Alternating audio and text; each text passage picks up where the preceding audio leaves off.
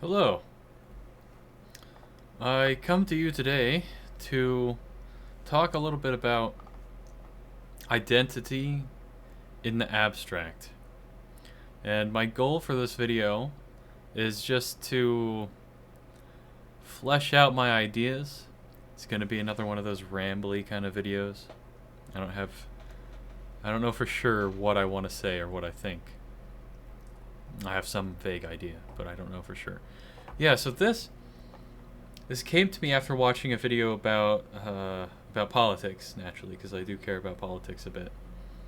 It was talking about this guy who claimed to be transracial. Yeah, the claimed to be Korean. He also claimed to be non-binary, and that caused some stir. But it made me think about identity, just like in the abstract. I looked at the arguments surrounding that, and I made some connection to a higher concept of identity that's not specific to gender identity or racial identity. It's something broader. So I want to start by saying that I think identity is important. I can't speak for like literally everyone on Earth, right? But I think it is something it's like inherent to the human experience. Having identities is just a fact of life. Like you can't. I don't know of what it would. I don't know what it would be like to not have an identity. Like I don't understand that conceptually. I don't know what that would look like. So, an identity is meaningful to me personally because I've thought about it's meaningful to me like in my professional life and also in my personal life. So, professionally, when I started my first job as a software developer at a big company, and it was straight out of college, I definitely got some imposter syndrome, and I had this feeling like people were gonna find out that I'm actually just bad at being a software developer. There was a point in time actually where I said to one of my teammates like, "Oh no, I don't. I'm scared to have my code reviewed because then people are gonna find out that I'm actually bad at coding." Uh, Suffice it to say that it turned out I did know how to code and everything worked out fine. Although now I'm a data scientist, so who's to say? But there's enough overlap where I don't think I was right to say that I wasn't a software developer. Um, but I think part of that imposter syndrome also came from the fact that I was working for a very big company and I was very highly paid, and being highly paid was pretty alien to me. I had spent a long time in college making no money or making very little as a math tutor before I was a math tutor like early in my college career, and then later I wasn't. Uh, yeah, so that's one way where identity has been meaningful to me, because feeling like an imposter came with emotional stress. Like it's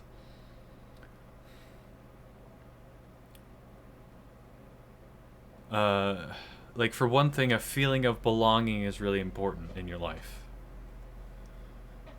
right? Like if I feel like that's kind of where life satisfaction comes from, and like a lot of happiness comes from, is day to day, do you believe that you belong to a group? Do you believe that your position within some group is significant? Like, are you wanted? Are you valued? Yeah, and you sort of have to adopt an identity to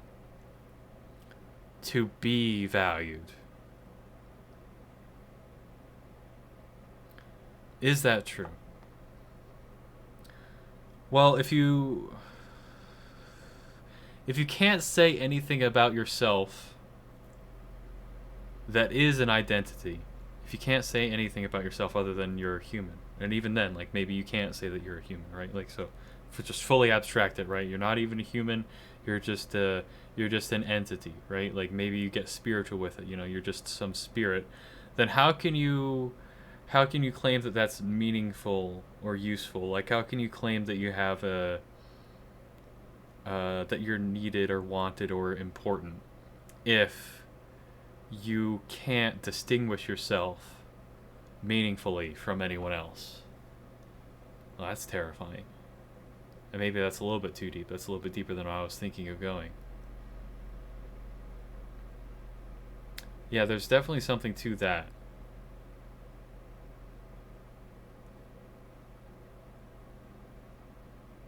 I don't know what else to say about that though.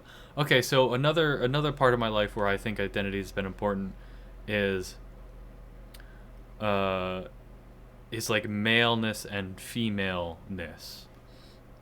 Uh I was really fat when I was growing up, and I was also pretty sheltered as a child. So and I also had a hard time socializing with other people. So like all of that combined made it really hard for me to develop an identity, um, even as a human. Sometimes, like, there was definitely a part of my life when I was younger where I didn't really even feel human. I kind of felt alien, and even at some points in college, uh, the social anxiety and my awkwardness when talking to other people, and my intelligence, like the way more specifically, the way I excelled in my classes.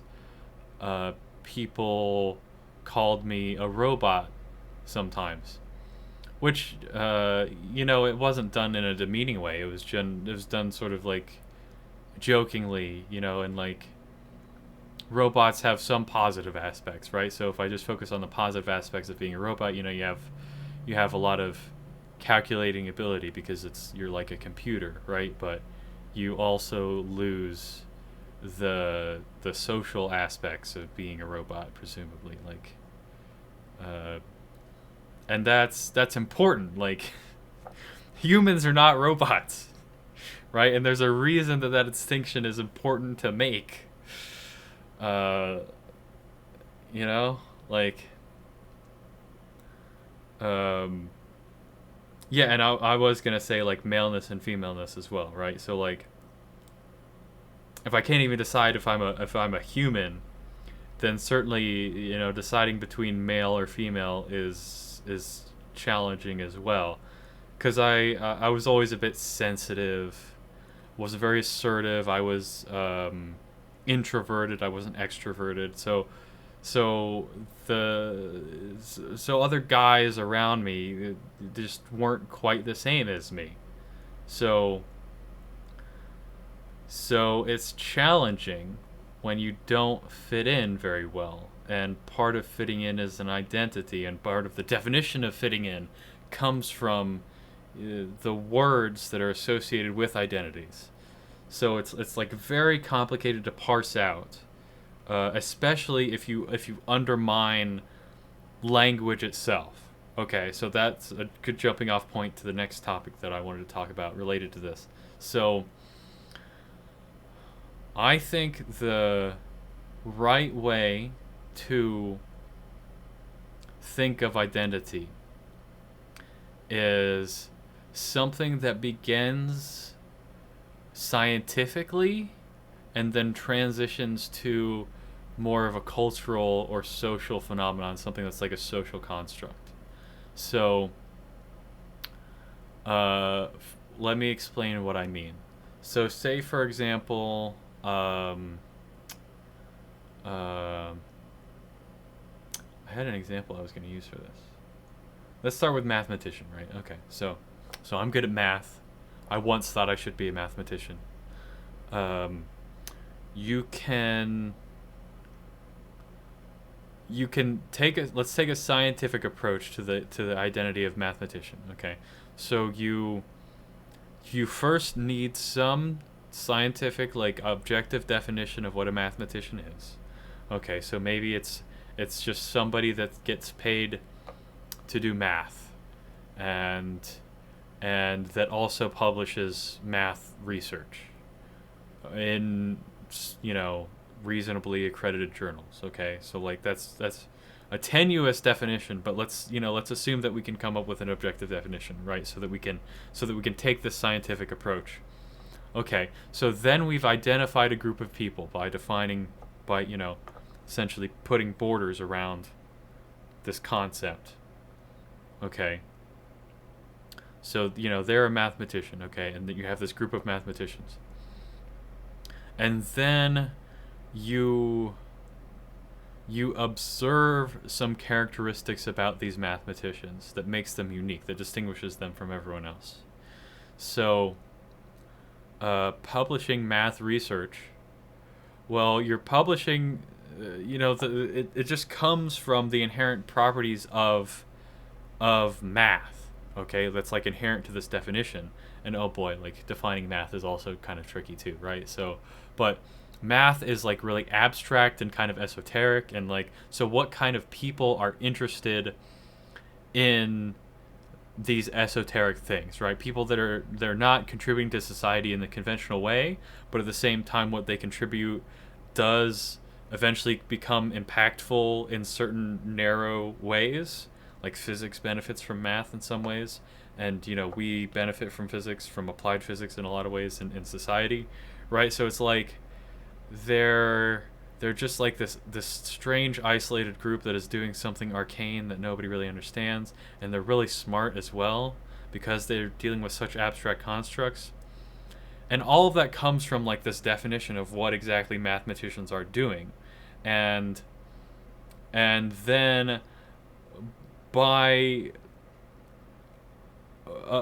throughout society, once there's this label associated with people observe mathematicians. They observe people with these labels and start finding patterns in their behavior.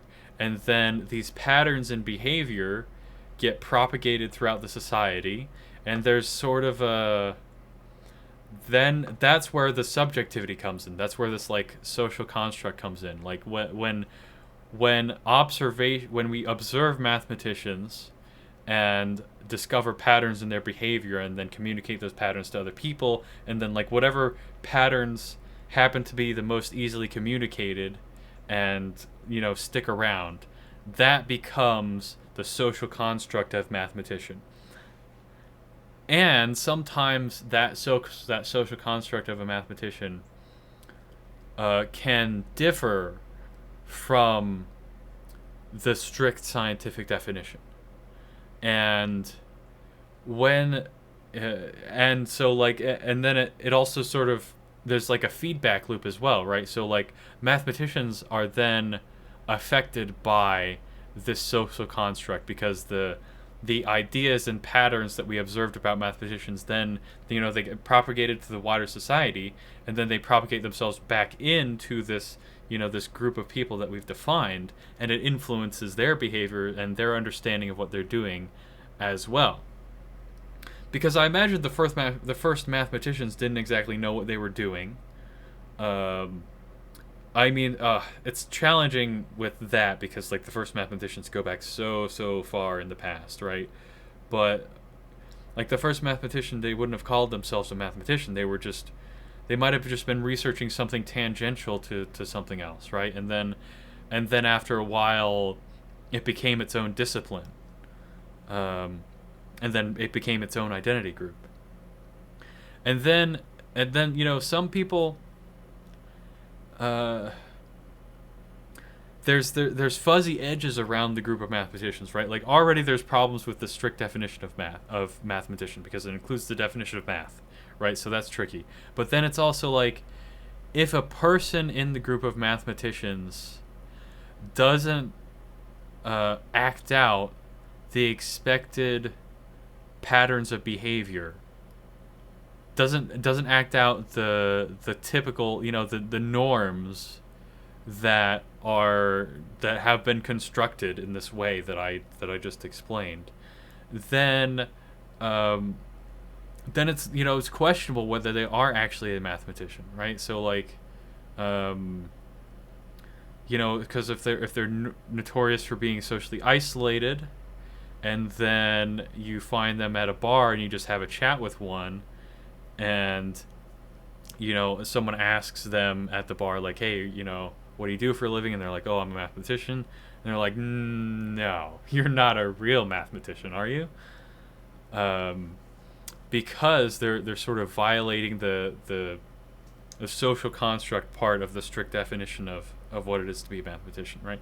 So there's um, just because the nature of words and human interest in phenomena, we get this battle between the social construct of a thing and then the thing itself. It's like the definition of a scientist, right? So like a scientist is a tricky definition.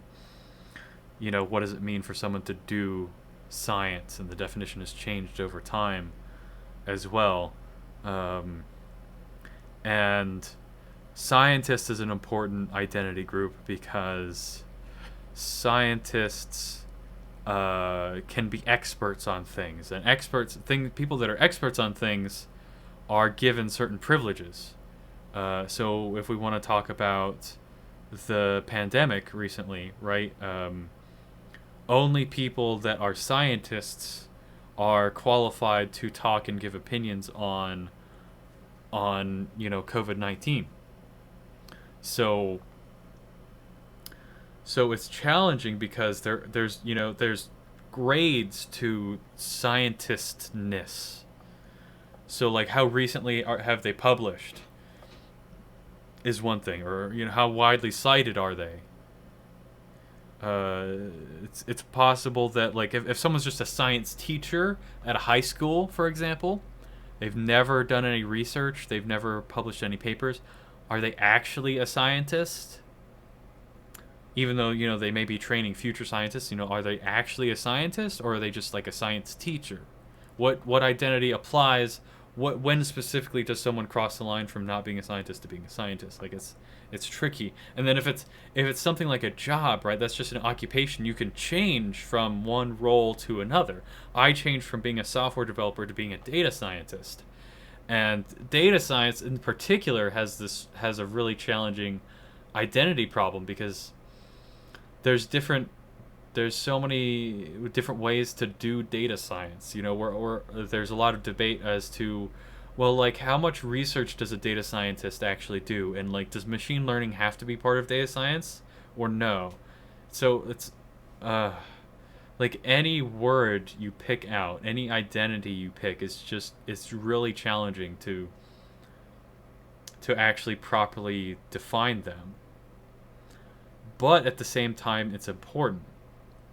It's important, and there's this debate over like, should anyone decide who belongs in the group or not? What are the pros and cons of essentially gatekeeping is what we're talking about. Okay, so like, okay, so we've been talking about jobs a lot. So let's continue down that road for a second. Okay, so I'm working for a startup company right now. Okay, so at a startup company, you want to have this concept of a culture. When you're starting a company, you need to start thinking about like, what is the culture of the company? What talent do we hire? What does it mean to be a member of our company and to not be a member of our company? What work styles do we want to attract to the company and do we not want to attract to the company? So like a culture, it both needs to attract certain people, like one's definition of a culture when you're running a company. It needs to both attract certain people and repel certain people. And that's like sort of inherent to the definition. To a definition, to define something necessarily means including certain things and excluding certain things. So when you're starting a company, what you're really doing is defining the concept of your employees. Like, what does it mean to be an employee at my company? Is that, and how does that spread over the various roles that are present in the company, and what does X role look like within this company. You know, what does a software developer look like? What does a salesperson look like within my company? And you have to define all those things, but of course those things are going to be presumably subsets of the overarching definitions for all those things, right? So if you're a company, you must meet the legal definition of a company, which is like you're a legal entity, and you have limited liabilities, and you have some CEO, and you have employees, and you pay your employees, if it's a for-profit company, right? So you get into all the narrow things about the definition, but the point I'm trying to make is if you build a company and you define a culture, some companies do well, some companies do poorly, some companies do great things that are worthy of being proud of, and some companies don't. So you need to be careful about that. Like, there's merit to the identity of working at certain companies. Like, there's a reason why it's prestigious to work at Google or Amazon, and it's because these companies are really prolific. They're doing big things that affect a lot of people, and they also pay a lot of money. Like, that's part of it, but I don't think it's just the pay. Like, there's clearly more to it, to working at Facebook or Amazon or Google, than just the pay. Like, there's prestige. Like, I don't know how you define the concept of prestige, but the other things that have prestige, like universities, for example, okay, they're prestigious partially because they're so picky about who gets in and who's not getting in. Okay, so like the prestige, the significance of the group that you're a part of is partially defined by how exclusive they are. Like, you need to exclude people in order to have a meaningful and valuable thing, like an identity that's meaningful and valuable. You need to be exclusive, and presumably that exclusion needs to come from things that are meaningful and valuable. Okay, so like a right-handed person club or a left-handed person club, maybe not that exciting, because so far right-handed people, left-handed people, it's not seen in the US, at least, as a very meaningful distinction. Tall people and short people, like, a little bit meaningful, because like if you're a tall person, then you're more attractive to some people. So like, yeah, that's a little bit meaningful. And it's a little bit tricky to talk about these kinds of things because those are like inherent characteristics that you don't necessarily choose, right? Although I imagine in the future that line can be blurred a little bit. The line between things that you choose and things that you don't choose, like, that's a little bit of a challenging concept with certain things now as well. But what else? Okay, so like there are noble pursuits, right? Okay, so like someone who's a volunteer, or gives a lot of money away to charity. There's a specific term for philanthropist, right? Okay, so like the concept of being a philanthropist is like people love that identity group. Okay, like people on LinkedIn put like philanthropist as their title, their job title, and people introduce themselves as philanthropists, or like on TV, they say like philanthropist X has donated this money, right? So like a philanthropist is an identity, and in order to be a philanthropist, you have to first make a lot of money, right? And presumably you have to make a lot of money doing something that's not so terrible that people would ignore your future charitable work, right? Okay, so you make a lot of money, and then you do good with that money, okay? That's like a terrible definition of philanthropy, right? But that's sort of what it's good enough, right? So there are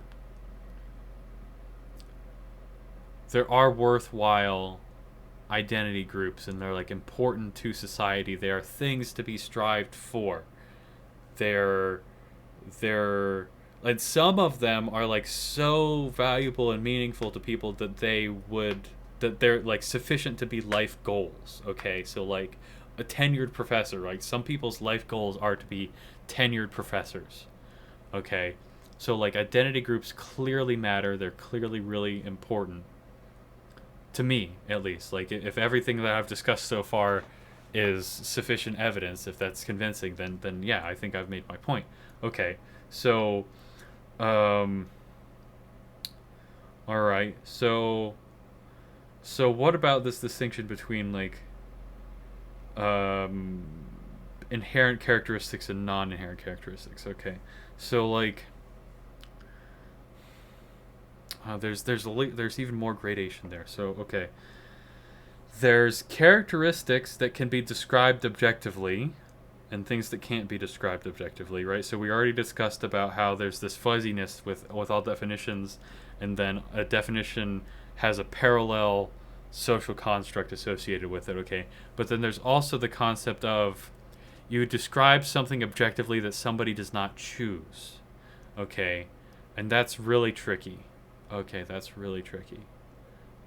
Because, yeah, if it's something that someone did not choose, then it's hard to associate any kind of merit or prestige with that identity group because it's something you didn't choose, right? So like, why should someone be valued, because of random chance, something that they didn't work for? Working for things is considered good. Not working for things, just being given things is not. Well, maybe it's not considered bad, but it's just like absent of moral value, absent of significance, absent of meaning.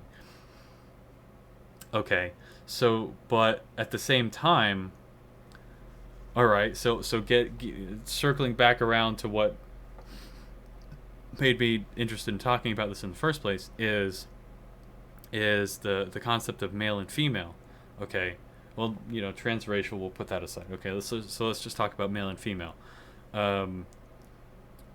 So what if we applied like a scientific approach to male and female, right? Only recently have we been able to very scientifically and objectively define, maleness and femaleness. Although, those words are kind of loaded to some people, but if we just like focus biologically on, chromosomal males and chromosomal females, right? That seems like a pretty good starting point for a definition, because I think that's like the more specific way to talk about it biologically. And then there's like sexual characteristics, like characteristics of the outside of the body, not just like the inside or the blood or the bone marrow, right? Right, and then right, it's a little bit tricky because the more characteristics you try to add to the definition, the more edge cases you're sort of including into it, right? So we already know that there are edge cases with chromosomes, right? And then there's slightly more edge cases with the outside physical features, right? So that's a little bit hazardous. Okay, but so let's just say that we come up with some objective definition in male or female that's fundamentally talking about the biology of the thing. Okay. And then like we did, like all identities in my theory, at least, you start out with something scientific, some scientific definition, and then there's a social construct that comes out of that through observing people's patterns. Okay. And it turns out, okay, so both biologically and socially there's important things. Okay, so biologically, you can observe that there are two sexes because you need one of each sex in order to reproduce when we're talking about humans. Okay, yeah, I think that's like the most general, like the most judgment-free and context-free way that you could approach maleness and femaleness. It's like, okay, there are these two sexes, there are these two categories of people, such that you can only reproduce when you have both of them. Okay. Yeah, I think that's because that's the important place to center the discussion, I think, on maleness and femaleness. Because reproduction is really important to human beings. Like, uh, evolutionarily, you can't really avoid reproduction being important, right? Because, like, anyone who fails to value reproduction is no longer in the gene pool. Okay, so like everyone before you, your whole line of ancestry, valued reproduction enough to reproduce and then produce you, which is billions of years. Insane. Okay, so reproduction is really important. All right, and then come the observations of the patterns of behavior. So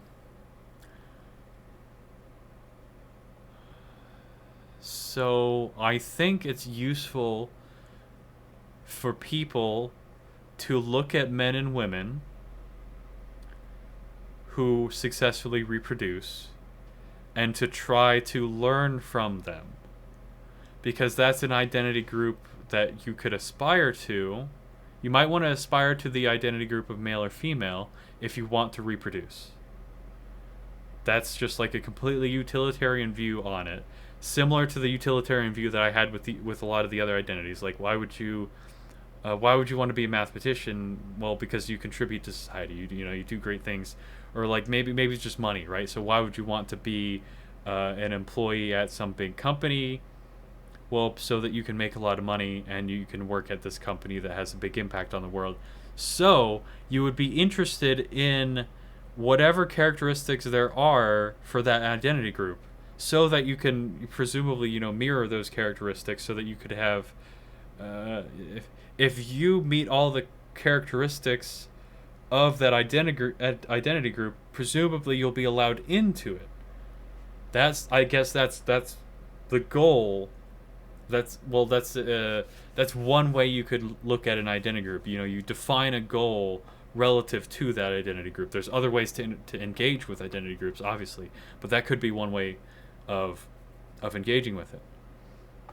So people likely look at the social construct parallel of masculinity and femininity for clues and insights about how to reproduce, because masculinity and femininity those are the words that we've chosen to discuss the biological, like, sexual binary that we've observed in nature. Maybe there's some edge cases, right? But like, all that matters is that there's enough of a correlation between masculinity and femininity and the two sexes necessary for reproduction, such that it's informative enough. It's an informative enough strategy for an individual to eventually reach the goal of successful reproduction. And if you define it that way, like it just being informative enough, then you sort of escape all these issues of precise definitions. Because, well, I guess inherently you introduce a relativism to it as well, which is like maybe a little bit dangerous because I haven't thought it through fully, but maybe it's like that's good too, right? So like the relevance of masculinity and femininity to a person comes from whatever goals they may set relative to those identities. And the only facts or details about those identities and their objective parallel is the only details relevant are whatever was relevant to that person's goal. Like whatever details you think are going to be relevant to you for reproduction, those are the details that you want to invest in and learn more about. Okay, so like height, maybe it's useful to know about. Okay, so like if you were born short and you know that masculinity is tied to this concept of being tall, then that's useful for you to know, uh, if it's true that, well, like, presumably, if tallness is tied to masculinity, then it's like, you want the part of masculinity that's related to attractiveness to females, not perhaps the other parts of masculinity that are not relevant to that, or like the parts of being attracted to females, being attractive to females, or and the parts that are uh, being unattractive to females, right? Those are the elements that you'd be interested in. Okay, so tallness is interesting to you because you know that if you're tall, you're attracted to females. If you're short, you're less attracted to females. So therefore, you may conclude that, well, like, I've got this disadvantage already inherently, so therefore I need to find other advantages, like other characteristics that would make me attractive to females.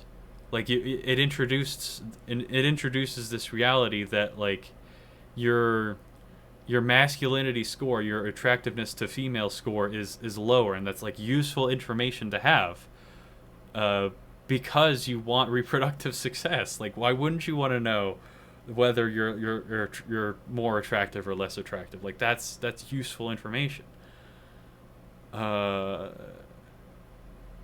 Yeah, because it informs where you invest your effort. Because you could invest your effort in other identities. Okay, yeah, like whatever is more meaningful to you. Okay, so like if you give up on the concept of being attracted to females, which is a little bit insane, right? Because we talked about how important reproduction is to humans. Okay, but maybe temporarily they say, like, well, look, I maybe for now I think more about some other identity that's more attainable right now, and then circle back around. It's useful because it informs how you invest your resources, basically. Yeah, I think that makes sense. Yeah. Okay. So like, yeah, maybe masculinity is a subset of the things that make you attractive or unattractive to females, and or like you can slightly divorce this concept of attractiveness to females from the concept of masculinity enough to think about focusing, like, if you focus on another identity group of, like, a rich and powerful person, right? There's overlap with masculinity, but it's not a complete one-to-one thing, right? But you can you use that. You might use, like, say, hey, I'm short, I'm ugly, but look, if I focus on my career, I could still get a girl because girls like guys with money, right? Okay, so I'll do that. And so sort of through going up a level of abstraction and then back down a level of abstraction, you can connect to masculinity and being attractive to females. Yeah. Yeah, okay, that makes sense.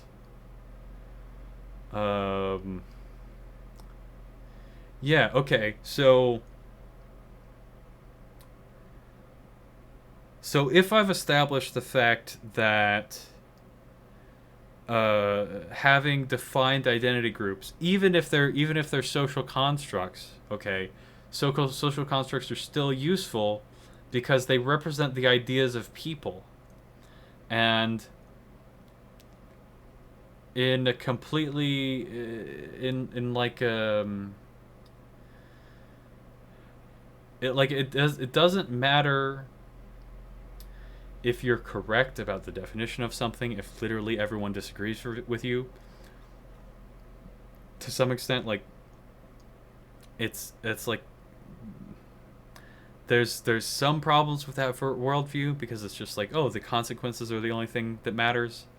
But there is some truth to it as well. Okay, so like, there's information, there's truthiness in social constructs, and truthiness allows you to predict the future. Okay, yeah, that's an important concept, right?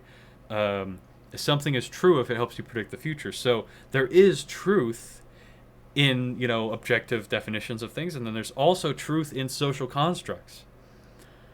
Yeah, because social constructs represent the ideas of people, and to the extent that your identity relates to people, which of course it does, like everything that people do relates to people in some way. You know, I guess unless you're a mathematician, right? But even then, like, it still does relate to people. Yeah, so if you're predicting the future about people, you also need to predict the future about people's ideas, because people are, you know, very closely tied to their ideas. Their ideas predict their actions.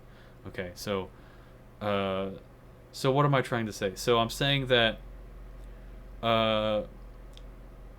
that it's good and useful to have identity groups, like, and to have definitions of things, and it's useful for people to sort of enforce the tight and narrow definitions of things, because there's value in retaining their predictive ability and their meaning. Like, meaning comes from their predictive ability. Okay, so like, if you define, if you take a different approach for constructing an identity. Okay, so we take the approach for male and female. Okay, instead of trying to define it through biology, which is like more objective, and instead come at it from a completely subjective lens, and we just say like male. Anyone who says they're a male is a male. Okay, the problem, you get a problem with that, and you lose predictive power as soon as there are,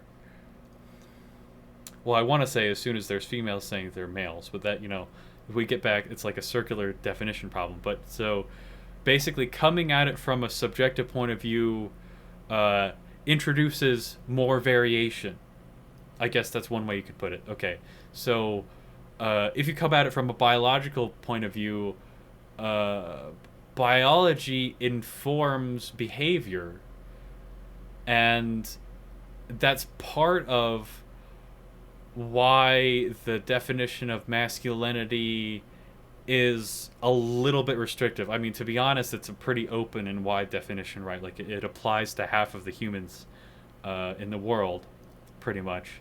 Okay, so that's like a pretty wide definition, but at the same time, it's restrictive enough, right? So like, if anyone that decided they wanted to be a male could be a male by definition, then you're taking away some of the information that's contained in the concept of masculinity, because the definition is less restrictive. It describes, that's weird. So like, I'm saying it describes less of reality, which is maybe a little bit challenging because it's including more people, right? So that's not really what I mean. I just mean that it has less predictive power. Is that, I guess that's it, right? Like, so it's less real because it has less predictive power. It's less true because it has less predictive power. Okay, and okay, and if you wanted to, if for whatever reason you wanted to be masculine, okay, so like, find your reason. Okay, I discussed about how reproduction could be your reason for wanting to be masculine. That's and you know, that's one reason. There could be other reasons too, and there's also, with masculinity especially, there's like a gradation of how masculine you can be, right? So like, you could take half the world, you know, half the population that falls into the category of masculinity, and you could define gradations of masculinity in that whole population, and then there would be like some small subset of people that are like, yeah, apex masculinity, right? They are the platonic ideal of masculinity, and that's useful. Like, that is a useful thing to define, to the extent that connects to reality in some meaningful way for somebody.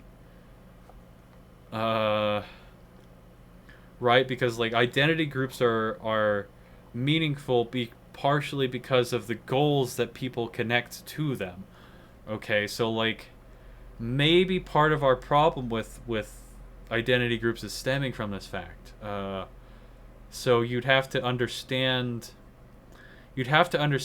why exactly someone wants to fall into the category of male or female. That's curious. That's a strange thing. Okay. So so to the extent that this sort of transgender thing is new, we're sort of dependent on the people that are most invested in masculinity right now to define it, because they're like the majority stakeholders in defining the identity. And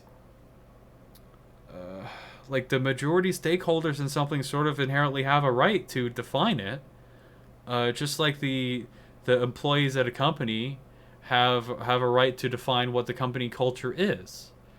Because like if you have a bunch of hardworking people at a company and the company is known for having like a hardworking person culture, there's some sort of pride that comes from that. Like, maybe it's not objective, right? Like, so how can pride be objective in any real way? But those people that are there think that it's valuable to be hardworking, okay? And so why not? But then you say, well, hey, people at that company, you're being so exclusionary.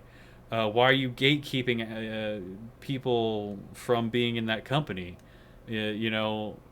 So why can't you just hire people that are just like less hardworking? Hire people that are less like the people that are already there, and include people that are less like the people that are already there. And there you lose something for that. You lose something from that because it deflates and it dilutes the meaningfulness and the predictive power of the identity.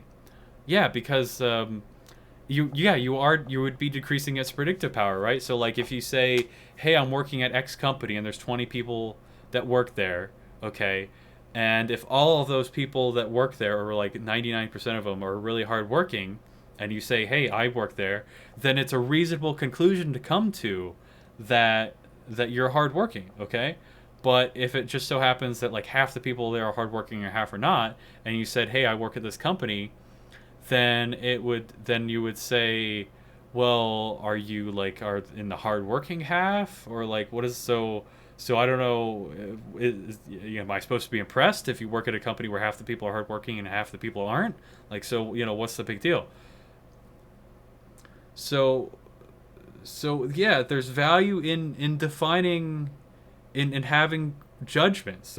There's value in defining, because people get value from identities.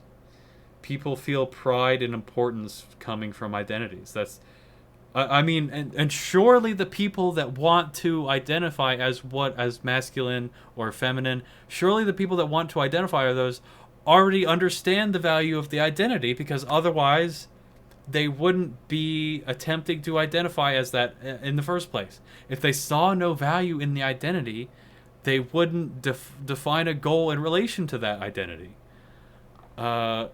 Similarly, maybe this is a little bit of a reach, but I think if someone wants to say like, hey, look, I'm non-binary, I'm neither male nor female, well, the fact that you're even saying that means that you already accept and define yourself in relation to these identity groups. Like, you're defining how important they are by bothering to specify that you're not either one of those things. So gatekeeping is good and important, is basically what I'm trying to say. Like, gatekeeping has this really negative connotation, but because sometimes it's not warranted, but it's subjective to determine whether it's warranted, because identities are connected to goals. So we don't know what goals identities are like. So I still stand by that. Gatekeeping is good and valuable. And it is incumbent on the people that are a member of identity group to gatekeep. Like, it is, maybe it's not incumbent, right? Because that assigns some moral value. It's like they should gatekeep, they have to gatekeep. But it seems natural that someone who's a member of an identity group that's important to them, it's only natural that they would be invested in gatekeeping it because they're the stakeholder of the identity group. Uh, but so like if you wanted one identity group that I kind of don't care about that much, but I'm probably also in that identity group, or at least I was at some point, and so it has some importance to me, is the identity group of gamer. So so it was mostly like a male dominated identity group, like mostly men are gamers. Like I'm saying was like it's in the past tense, but no, I still think it's true actually that most gamers are men. But then there was like this. I don't know how true this like event that I'm going to describe is exactly, but it seems like this is what happened when mobile gaming became a thing. There was like this divide in the gaming community where it was where I just said gaming community. It's so silly to say something like that, but so in the identity group of gamers, you would say like, well, people that play phone games are probably not real gamers, and there is significance in saying something like that because mobile games are so different in general from other games. Like there are, and so people have created this concept of like a core gamer, or they say this appeals to core gamers or it doesn't appeal to core gamers, because there's all these mobile games that just don't have a lot of interactivity, and you engage with mobile games in a different way, like a significantly different way from console gamers, and PC games as well. Like that you engage with them in a different way. Like like specifically, if you're playing Candy Crush, you're not there's not a story that you're invested in. You're not really role playing. It's a little bit passive, and it's puzzle solving, and solving puzzles is not really core to being a gamer.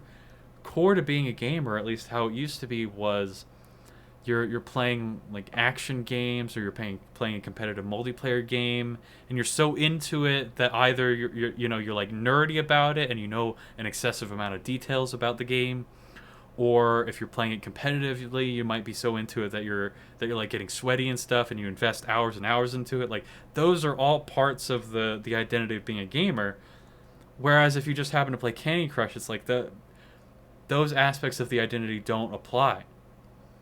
So it's actually completely sensible for people in the identity group of gamer to be like, well, hold on a second. You're a mobile gamer, you're not a real gamer in that case. Like you're not a gamer. But then okay, so this is where the scientific definition and the social construct definition, those two parallel universes, because something changed in the society, those two definitions have a clash. Okay, so like the social construct definition of gamer is more representative of the past, because the definitions of a thing change like literally instantly, but the social construct of a thing exists in people, and so information takes time to travel throughout a system, and people are hesitant to change opinions, right? So as soon as mobile games were introduced, and there became a lot of people that were playing mobile games, there's just like this new category of game that was also really popular, and there were a lot of games on there. Suddenly we had a disconnect between the technical definition of a gamer, which is just like somebody who happens to play games, or like who likes playing games or plays games a lot, right? And there's different scientific or objective definitions that you could take. But that was probably the main one of them that was causing this disconnect, this fracture. There's another word for it. Yeah. So there were a bunch of mobile gamers, and it is a male female thing again too, because there were a lot of female mobile gamers, and they would say like, well, hey, I'm a gamer, am I not? Like, like a gamer just means person who plays games, right? So like technically I'm a gamer now, and So they were doing that, but they were discarding or like misrepresenting the importance of the social construct part of the definition to which people tied, their identity to and like tied goals to. They misunderstood that important part of the definition and instead just focused on the scientific part. Why? I'm not sure exactly.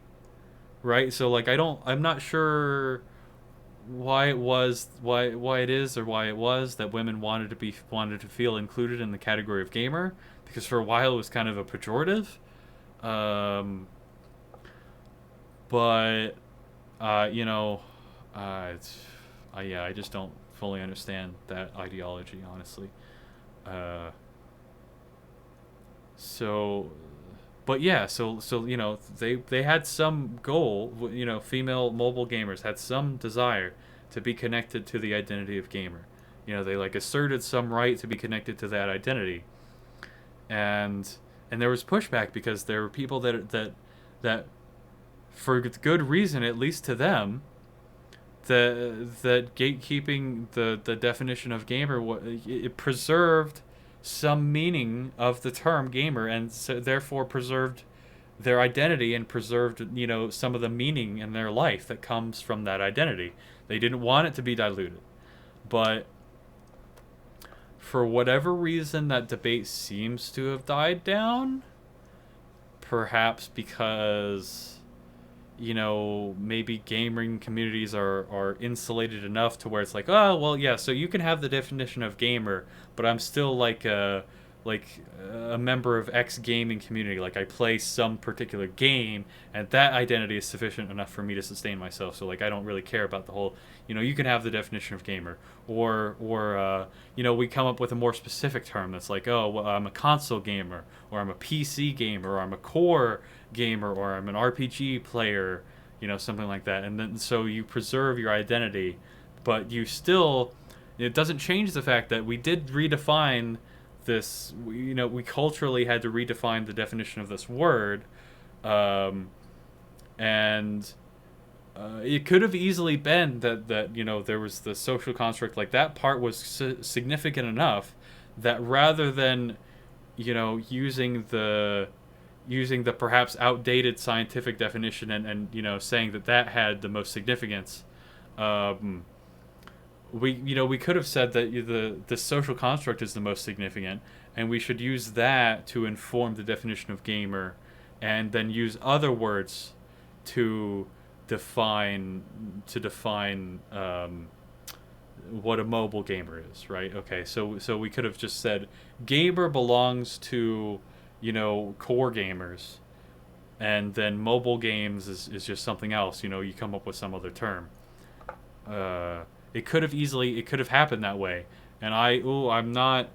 This is such a new concept to me. This parallelism that I don't know for sure how many examples there are of which way it goes, but that is interesting. That is like an interesting concept. I think it describes reality pretty well. Yeah. Um, yeah. So I think with male and femaleness, like there is this debate, because you can pick different objective definitions of male and female. Uh, Especially you can pick different objective definitions that just ignore the gradations in masculinity and femininity.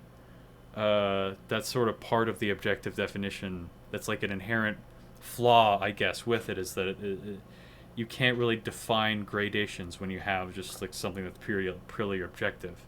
But with the social construct parallel of it, you can, and almost inevitably do define grades of that. Yeah, you define the degree to which someone embodies the platonic ideal of that identity group. You define there's degrees of it, and it's very subjective.